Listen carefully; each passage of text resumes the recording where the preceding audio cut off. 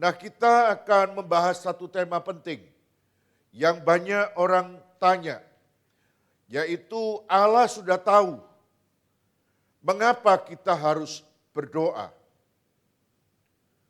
Banyak orang bertanya, kalau Allah itu sudah tahu kenapa saya harus berdoa?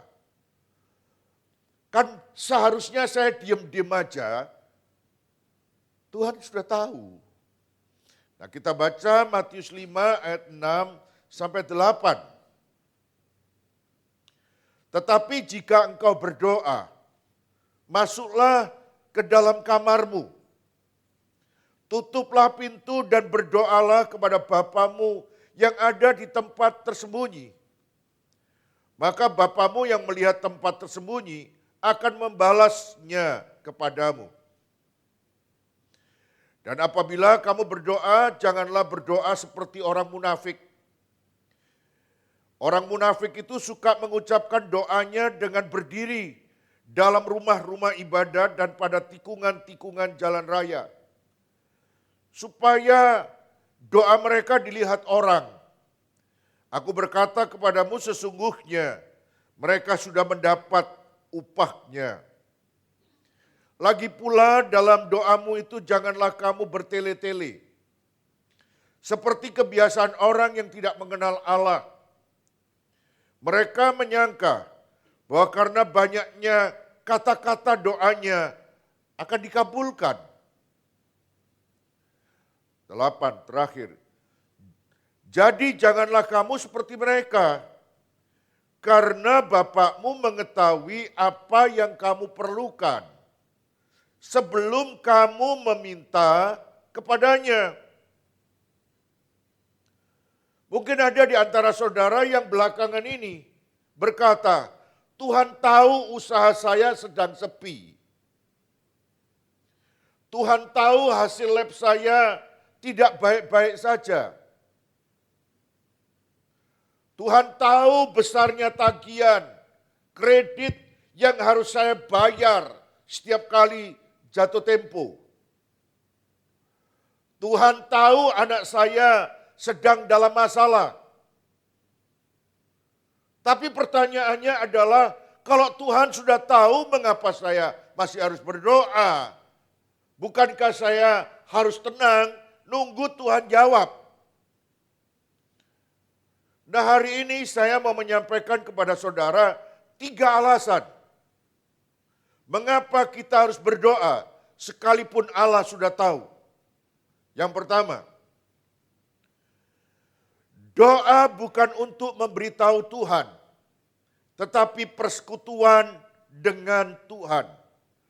Tuhan tahu kebutuhan kita, Tuhan tahu sakit penyakit kita, Tuhan tahu pergumulan dan ketakutan kita. Jadi doa itu bukan soal memberi informasi kepada Tuhan, bukan soal memberikan data kepada Tuhan. Doa itu sebenarnya mau bicara tentang relationship, hubungan kedekatan kita dengan Tuhan. Sebenarnya pada saat kita berdoa, kalau sampai kita punya konsep, kalau Tuhan serba tahu, maha tahu, kan kita nggak perlu berdoa. Maka sebenarnya kita mau menyampaikan satu pesan, bahwa saya tidak perlu doa. Karena yang saya perlukan itu adalah jawabannya. Bukan harus ngobrol banyak macam, buang-buang waktu, nyediakan waktu di kamar, di gereja, di mana saja saya suruh berdoa. Nah, jenis yang seperti ini adalah jenis orang Kristen yang berpikir saya itu lebih membutuhkan pertolongan Tuhan daripada membutuhkan Tuhan. Yang penting itu pertolongannya, bukan Tuhannya. Nah, kalau kita punya pandangan seperti itu wajar. Kalau kita tidak mau berdoa dan meluangkan waktu untuk berdoa.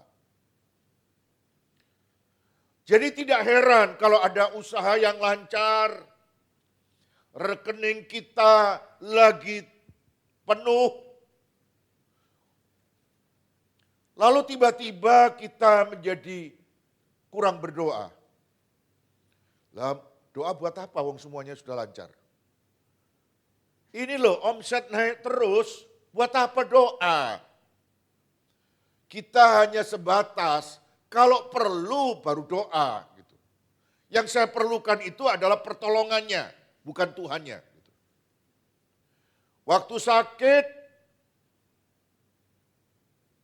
doanya harus ditambah.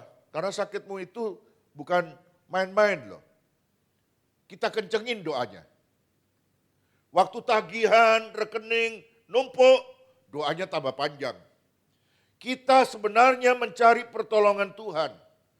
Padahal Tuhan menawarkan hubungan dari hati ke hati. Allah itu tidak menunggu informasi dari kita waktu saudara berdoa. Allah itu menunggu persekutuan yang erat, hubungan yang erat dengan kita. Saudara-saudara, Tuhan Yesus sendiri yang satu dengan Bapa tetap berdoa. Markus 1 ayat 35 mengatakan, pagi-pagi benar, waktu hari masih gelap, ia bangun dan pergi keluar. Ngapain? Ia pergi ke tempat yang sunyi dan berdoa di sana. Apa yang sedang Tuhan Yesus mau lakukan dengan berdoa itu? Dia mau membangun hubungan. Dia berdoa di Getsemani. Dia berdoa di atas gunung seorang diri. Gak mau diganggu dengan orang lain. Kalau Tuhan Yesus berdoa bukan karena Allah Bapa tidak tahu. Jelas doa itu bukan soal tahu atau tidak tahu pergumulan. Doa itu bicara soal hubungan, kedekatan, relationship. Saudara-saudara, ada dua manfaat ketika kita berdoa. Dekat dengan Tuhan memberi kita damai sejahtera sebelum jawaban itu datang. Banyak orang berpikir, kalau masalah saya selesai, saya baru bisa tenang, Pak. Tapi cara Alkitab menyampaikan tentang bagaimana doa itu, seringkali justru sebaliknya. Masalah belum selesai, tapi hati sudah tenang. Pertanyaannya, kok bisa? Karena Allah Tuhan itu hadir waktu kita berdoa. Hubungan kita dekat dan kita merasa tenang. Sebab ada Tuhan yang campur tangan. Dalam Mazmur 23, pemazmur mengatakan, bagaimana bunyinya? Sekalipun aku berjalan dalam lembah kekelaman, aku tidak takut bahaya. Loh kok bisa? Sebab, apa katanya? Engkau Tuhan besertaku. Gadamu dan tokatmu itulah yang menghibur aku. Jadi rupanya masih ada dalam lembah kekelaman, belum keluar, gak takut dia. Kenapa kok gak takut? Sebab Tuhan menyertai. Hubungan kedekatan itu membuat orang jadi tenang. Loh hasil labnya masih merah semua gitu kok. Ya saya sudah serahkan sama Tuhan. Loh nanti kamu bayar tagihan gimana? Kartu kreditnya itu jatuh tempo terus loh. Bukan jatuh tempo sekali. Ya Tuhan nanti akan mengatur. Loh kamu gak mau tanggung jawab? Tanggung jawab. Tapi aku percaya Tuhan selalu menyediakan. Saudara-saudara, saya mau kasih tahu. Cicilan I-23 itu sangat menakutkan bagi saya. Tidak banyak orang yang mau ambil bagian dengan cicilan itu. Dan itu memang sukarela. Orang yang tergerak, orang yang terbeban mau memberi. Dan tidak semua orang juga punya uang lebih untuk memberi. Saudara-saudara, Setiap kali jatuh tempo itu, saya itu ngeri. Tapi saya tenang. Karena Tuhan tidak memberi 1 M kan. Langsung lunas gitu. Enggak. Setiap kali akan jatuh tempo, saya percaya Tuhan pasti sediakan. Memangnya enggak nyari? Ya, saya kan doa terus minta Tuhan campur tangan. Dan Tuhan bilang, ini proyeknya Tuhan. Tuhan pasti akan sediakan. Jadi gimana? Saya tenang. Saudara-saudara, pemazmur mengatakan, aku tidak akan takut sebab Tuhan besertaku. Jadi manfaatnya doa itu adalah memberikan damai, ketenangan sebelum jawaban itu muncul, hadir. Tapi yang kedua, manfaat doa itu adalah dekat dengan Tuhan memberikan kita kekuatan untuk menghadapi kenyataan. Jadi Tuhan itu seringkali tidak langsung mengangkat beban. Jadi bebannya itu tetap dibiarkan ada. Tapi Tuhan itu memberikan kita kekuatan di pundak kita untuk mampu memikul beban yang berat itu. Ambillah contoh, Paulus itu punya sakit. Dan dia sangat terganggu. Bukan jangan terganggu, dia menderita dengan sakitnya itu. Dia doa supaya penyakitnya itu disingkirkan. Tapi Tuhan tidak menghilangkan penyakitnya. Tapi di tengah-tengah keadaan memberikan kekuatan kepada Paulus. Coba saudara lihat firman Tuhannya. 2 Korintus 12 ayat 9. Tetapi jawab Tuhan kepadaku, cukuplah kasih karuniaku bagimu. Sebab justru dalam kelemahanlah kuasaku menjadi sempurna. Jadi pada waktu Paulus itu mengalami kesulitan karena sakit penyakitnya, menderita karena penyakitnya. Tuhan bilang, itu akan menyempurnakan kuasanya di dalam kondisi kehidupannya Paulus. Sebab itu setelah dia tahu hal itu, Paulus bilang, sebab itu terlebih suka aku bermegah atas kelemahanku, supaya kuasa Kristus turun menaungi aku. Saudara-saudara yang saya kasih dalam Tuhan, saya mau membuat kesimpulan sementara. Doa bukan sarana memberi informasi kepada Allah, tapi sarana membangun persekutuan dengan Allah. Hubungan kita jadi dekat. Setiap kali ada pelayan-pelayan Tuhan yang harus saya bimbing, pelayan-pelayan Tuhan baru, saya bilang, kita dengan Tuhan itu harus membangun hubungan. Ini tidak bisa digantikan dengan yang lainnya. Tidak bisa digantikan dengan belajar yang banyak. Ini hanya bisa dilakukan dengan kita menyediakan waktu dengan Tuhan. Sebab kalau hubungan kita dengan Tuhan itu renggang, apapun yang kita kerjakan, kita akan selalu tidak akan pernah sejahtera, tenang, dan berhasil. Tuhan itu bisa dekat dengan kita ketika kita menyediakan waktu dengan Tuhan.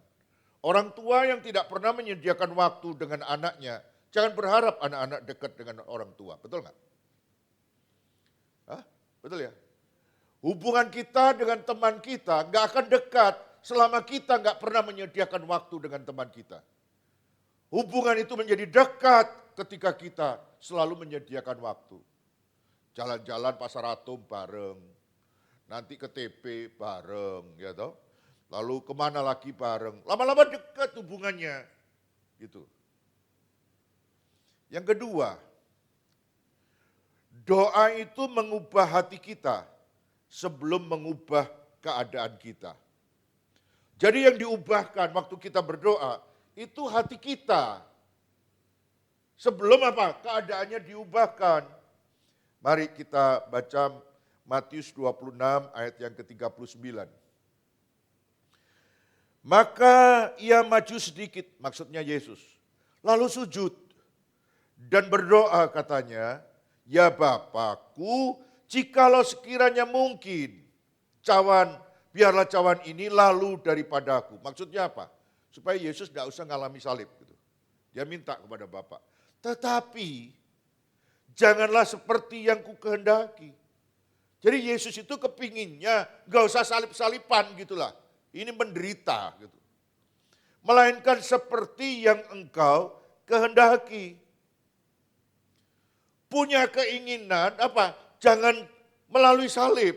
Berat ini berpisah dengan Bapa. Menanggung dosa manusia, berat ini. Tetapi dia nggak berhenti menyatakan keinginannya. Tapi dia berkata, bukan kehendakku, melainkan kehendakmu yang jadi. Dan salibnya tidak dibatalkan, masalah tidak dihilangkan. Tapi dengan doa itu, hatinya Tuhan Yesus dikuatkan. Kekuatan dari Allah diberikan. Ketaatan semakin dimurnikan. Tujuan Allah digenapi dalam kehidupan Yesus. Saudara, tadi saya menyampaikan, Paulus itu bilang, ada duri dalam dagingku. Dalam 2 Korintus 12 ayat 9 tadi. Tapi ternyata Tuhan tidak angkat duri itu. Walaupun Paulus sudah berdoa, doa tidak menghilangkan masalah. Tapi mengubah sudut pandang Paulus. Dan Tuhan memberikan kekuatan baru dalam kehidupannya. Bapak Ibu yang saya kasih, jemaat yang sangat saya cintai. Ada orang yang bertahun-tahun berdoa agar penyakitnya sembuh. Banyak kan? Tapi kesembuhan tidak kunjung datang, belum datang. Tapi anehnya, yang tadinya takut mati karena penyakit itu, setelah dia berdoa, ketakutannya hilang. Sakitnya masih ada. Jadi doa itu mengubah dirinya, sudut pandangnya, dan dia bisa melihat dari sudut pandangnya Tuhan. Ada pengusaha yang berdoa agar usahanya kembali sukses seperti dulu. Doa dia, serius doanya. Tapi pemulihan tidak terjadi. Bisnisnya tetap lesu, usahanya ambruk. Tapi dengan berdoa itu ada sesuatu yang berubah. Sudah tahu apa yang berubah? Kesombongannya dihancurkan. Dan imannya percaya kepada Tuhan dipulihkan. Dan kalau ada orang yang sudah ambruk usahanya, bisnisnya hancur, tapi tetap sombong, dia kurang doa. Dia mesti doa. Supaya hidupnya mengalami perubahan. Saudara-saudara, ternyata Tuhan itu sudah mengerjakan sesuatu yang lebih dalam daripada sekedar perubahan keadaan. Bagi Tuhan mengubah keadaan itu gampang. Waktu dia berdiri bersama murid-muridnya, ada badai, ada ombak, dia berdiri dan Tuhan cuma bilang, diam, tenang, semuanya diam, tenang. Mengubah keadaan itu gampang bagi Tuhan. Waktu Lazarus mati, dikuburkan lebih dari 4 hari. Tuhan bilang, Lazarus keluarlah. Orang mati itu bangkit dan keluar. Saudara-saudara, mengubah keadaan itu gampang. Yang sangat Tuhan pentingkan itu mengubah hidup kita. Itu sebabnya hari ini saya mau berkata, jangan selalu bertanya, Tuhan kapan masalah saya selesai? Gantilah pertanyaan itu dengan Tuhan, apa yang Tuhan mau bentuk dalam hidup saya melalui masalah ini? Apa yang Tuhan mau?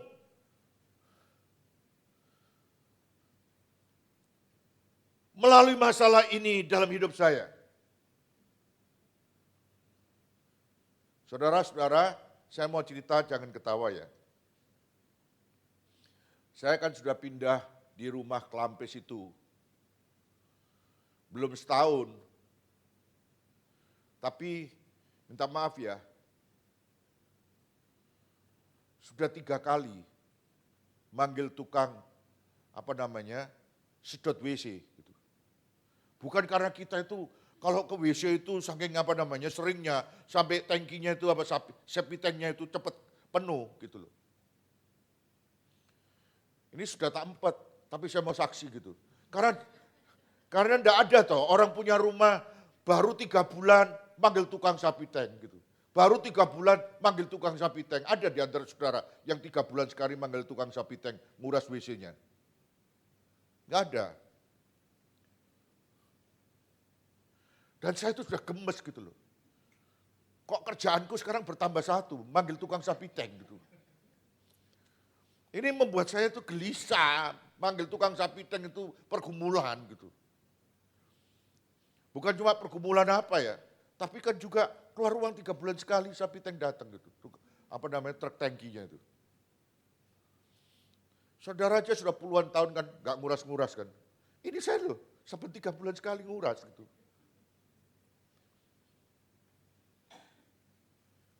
Saudara-saudara, saya mencoba bertanya dengan berbagai orang, gimana caranya ngatasi? Dan tidak ada caranya. Ini sudah tertanam, tidak bisa diapa-apa gitu. Jadi kalau mau dilakukan sesuatu, dilakukan strategi apa begitu, itu sebelum semuanya nutup, sebelum keramiknya nutup, betul ya? Itu sudah dilakukan saluran-salurannya itu. Saudara-saudara, saya kumpulkan keluarga untuk berdoa malam. Dan karena hati saya itu penuh. Lalu saya bilang begini sama Tuhan. Tuhan, saya kesel ngurus sapi tank itu. Tuhan tolong supaya urusan sapi tank beres. Sudah tahu, waktu saya ngomong beres itu, tiba-tiba, ini enggak banyak orang tahu, hanya saya yang ngerti. Tiba-tiba, brol gitu, sapi tanknya. Tapi saya audible di telinga saya, belum tentu audible di telinga istri dan anak saya. Brol. Udah, sejak saya doa, yang saya mau panggil tukang sapi tank besoknya, sampai hari ini, saya nggak panggil tukang sapi tank. Bagi Tuhan, sapi tank yang buntu itu bisa hilang gitu. Jadi mengubah keadaan itu gampang bagi Tuhan. Yang susah itu kalau saudara nggak mau berubah. Tapi hari ini kita diajarkan, doa itu saudara-saudara tujuannya bukan mengubah keadaan, tapi mengubah hati kita. Dari sombong jadi nggak sombong, ya toh? Dari dari ketakutan menjadi ketenangan, ada damai sejahtera. Yang diubah itu hati kita.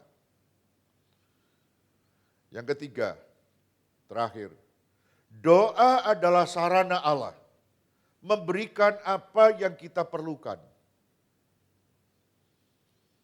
Tidak ada cara lain supaya kita bisa mendapatkan apa yang kita perlukan, kecuali dengan cara berdoa. Mari, kita baca Yakobus 4 ayat 2 bagian B. Kamu, apa katanya? Mari kita baca sama-sama, 2, 3. Kamu tidak memperoleh apa-apa because karena kamu tidak berdoa. Allah mampu memberi tanpa doa. Tapi Allah sengaja memilih melibatkan doa untuk memberikan sesuatu dalam hidup kita. Saudara enggak tanya, kenapa? Karena Allah tidak hanya ingin memberikan berkat, Allah juga mau membangun hubungan dengan kita.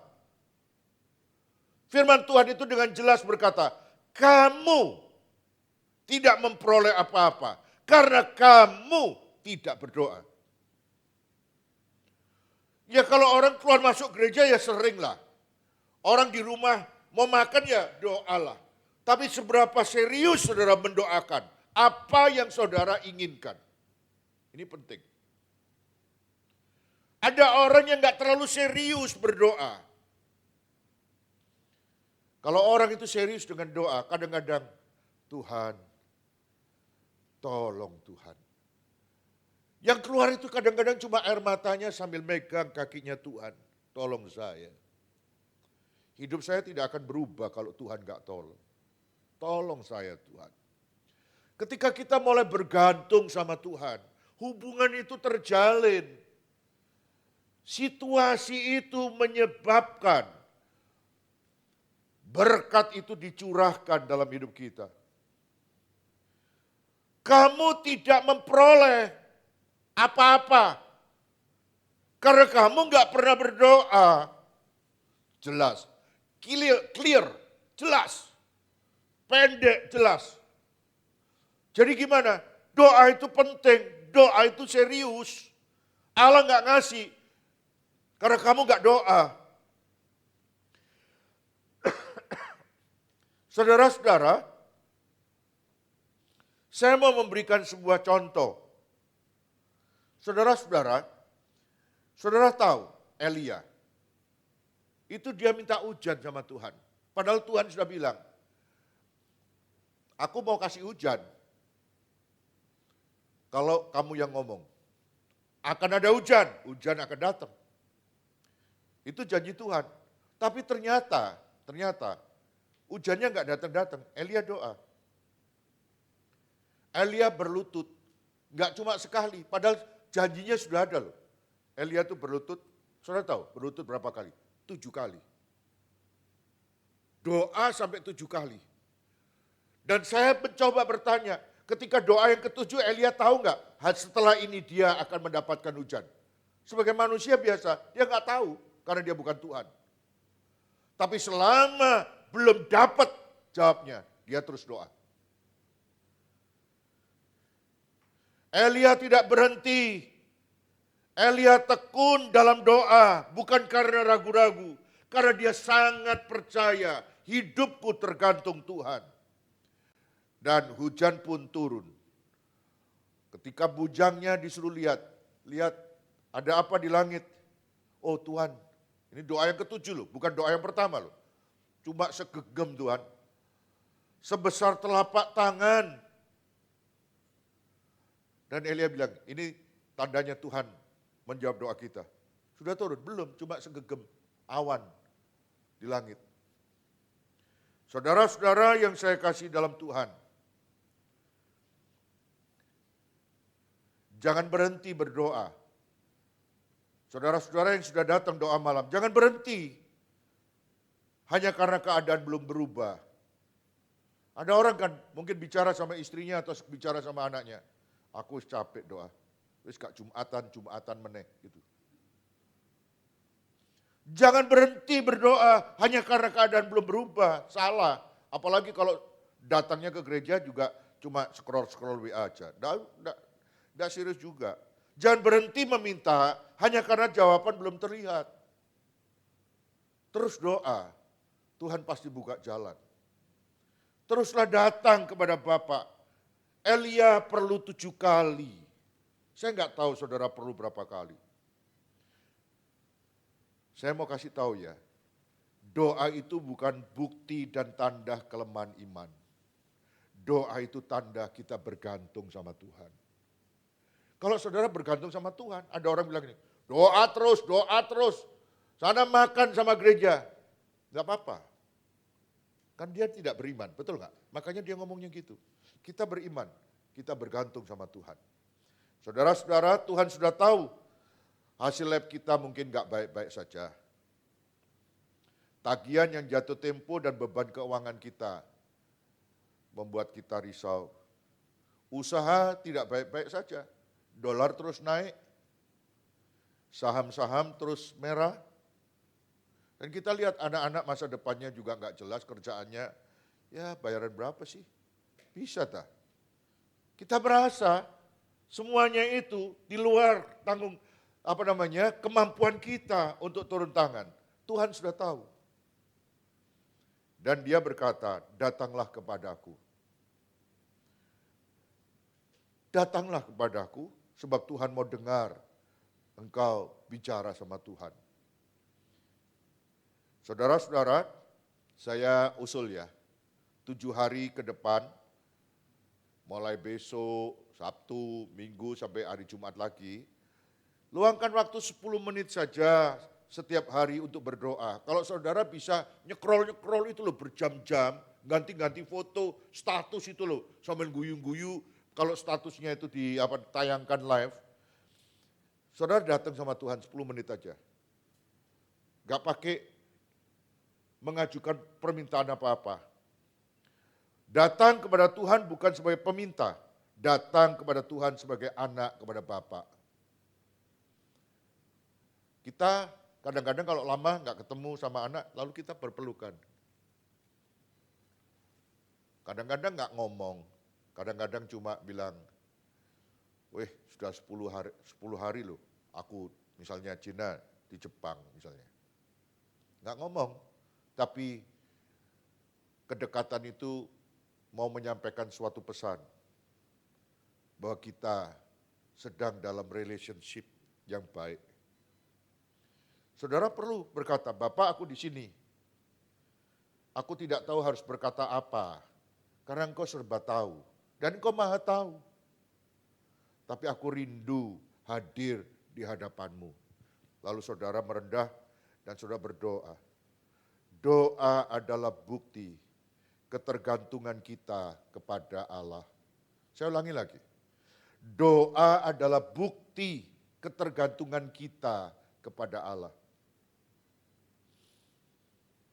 Saya tidak bisa berhenti kecuali saya menyerahkan masalah ini ke dalam tangan Tuhan. Gak apa-apa, kamu menekan, bikin move, bikin apa saja. Memangnya gua pikirin, aku mau menyerahkan masalah ini ke dalam tangan Tuhan. Biar Tuhan yang beracara dan berperkara. Sebab ketika Tuhan ambil alih semuanya, Tuhan akan mengatur segalanya. Saya percaya apapun yang saudara hadapi, Tuhan itu mampu menyelesaikan segalanya. Setuju saudara ya? Jangan lupa, Tuhan itu Allah yang maha tahu. Sebelum saudara minta, Tuhan tahu. Kadang-kadang saya berpikir, kenapa ya Tuhan kok nggak ngasih saya soge gitu. Ada banyak pendeta lain bisa soge, saya kok biasa-biasa aja. Tapi saya tidak gagal. Saya merasa bahwa Tuhan pelihara, Tuhan mencukupi. Tapi kenapa ya kok nggak soge sekali gitu. Sehingga saya bisa memberangkatkan jemaat-jemaat itu misalnya jalan-jalan ke Singapura, jalan-jalan kemana, itu pikirannya macam-macam. Saya kalau punya gitu royal saya gitu, enggak medit gitu. Saya akan ngejak jalan-jalan misalnya ke Batu, kemana, semuanya saya ajak, ayo, enggak usah bayar, semuanya diajak. Itu hati saya. Tapi kok kenapa Tuhan enggak ngasih suki, ya kata ajak kabeh gitu. Saudara jangan tanya, kenapa enggak dijak Pak? Ya saya karena enggak punya. Kenapa? Ya supaya saya rendah hati. Betul enggak? Jangan sombong. Yang mengatur hidup ini bukan kamu, tapi Tuhan. Kamu boleh punya keinginan baik, tapi biarlah Tuhan yang bekerja. Betul enggak? Setuju enggak saudara? Iya, sebab di dalam hal yang sepertinya baik, motifnya, kadang-kadang ada sesuatu yang tidak baik. Itu sebabnya kita harus tetap bilang, Tuhan jaga, lihat hatiku. Cuma Tuhan yang tahu. Kalau ada yang enggak beres, Tuhan tolong beresin hatiku. Hati ini perlu dijaga. Sebab kalau enggak dijaga, jahat. Siapapun, hati itu perlu dijaga. Kalau enggak dijaga, jahat.